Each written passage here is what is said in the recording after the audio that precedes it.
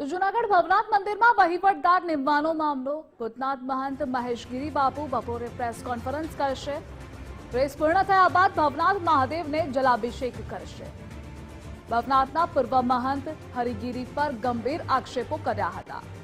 કોઈ વિવાદ કે ઘર્ષણ ન થાય તે માટે પોલીસે ચુસ્ત બંદોબસ્ત પણ ખડક્યો છે.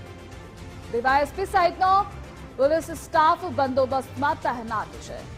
ગઈકાલે ભવનાથ મહાદેવ મંદિરમાં વહીવટદારની નિમણૂક કરાઈ અને આ મુદ્દે સંવાદદાતા અતુલ જોડાયેલા છે. અતુલ, ભવનાથ મંદિરમાં વહીવટદાર નિમવાનો આ મામલો, પ્રેસ કોન્ફરન્સ પણ થવાની છે મહેશગીરી બાપુની, અપડેટ શું છે?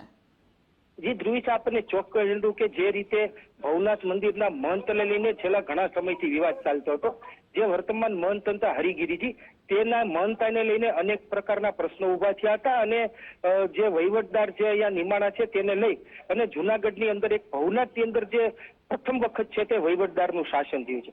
બીજી તરફ જોવા જાય તો જે ભૂતનાથના મહંત છે મહેશગીરી, તેને પણ જે છે તે વર્તમાન મહંત, જે પૂર્વ હવે તો મહંત કહી શકાય તેવા હરિગીરીજી ઉપર ગંભીર પ્રકારના આક્ષેપો કર્યા હતા. એમાંથી નાણાકીય લેવડ દેવડથી લઈ અને અનેક પ્રકારના આક્ષેપો કર્યા હતા. ત્યારે તેને એક પ્રતિજ્ઞા લીધી હતી કે જ્યાં સુધી ભવનાથ મંદિર ચોખ્ખું ન થાય અથવા હરિગીરીજીની અહીંથી અકાલપટ્ટી ન થાય ત્યાં સુધી હું ભવનાથ મંદિરમાં જઈશ નહીં. ત્યારે ગઈકાલે જે રીતે અહીંથી વહીવટદારની નિમણૂક થઈ છે, ત્યારે આજે બપોરના સમયે છે તે ભૂતનાથ મહાદેવના મહંત છે મહેશગીરી, તે મોટા સમૂહની અંદર સાધુ સંતો સાથે અહીંયા ભવનાથ મંદિરે આવશે અને ભગવાનની પૂજા અર્ચના કરશે.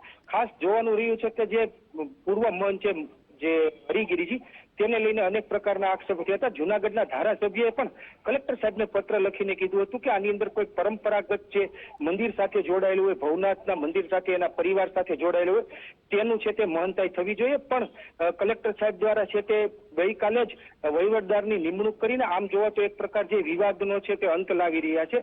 ત્યારે હાલ જે છે તે એસડીએમ છે ચરણસિંહ ગોયલ, પ્રાંત અધિકારી, તે પણ આજે મંદિરનો છે તે ચાર્જ સંભાળશે વહીવટદાર તરીકેનો અને અહીંની જે મિલકત હોય, રોકડ હોય, સ્થાવર મિલકત, તે તમામની ગણતરી કરી અને સરકાર હસ્તક આ મંદિર છે તેનો વહીવટ સંભાળશે. અંબાજી મંદિર, ભવનાથ મંદિર અને જે નીચે વીરભંજન મહાદેવનું મંદિર છે, તે ત્રણેય જગ્યાએ હાલ વહીવટદારની નિમણૂક થતા લોકોમાં અને ભક્તોમાં પણ એક આશ્ચર્ય છે અને સાધુ સંતોની પણ ગઈકાલે એવી માગણી હતી કે ભાઈ કોઈ પણ સંતને મૂકવામાં આવે ત્યારે વહીવટદારને લઈ અને સાધુ સંતોમાં પણ એક પ્રકારનો કચવાટ જોવા મળી રહ્યો છે. જી ધ્રુવી. જી અતુલ, જોડાવા બદલ આભાર આપનો.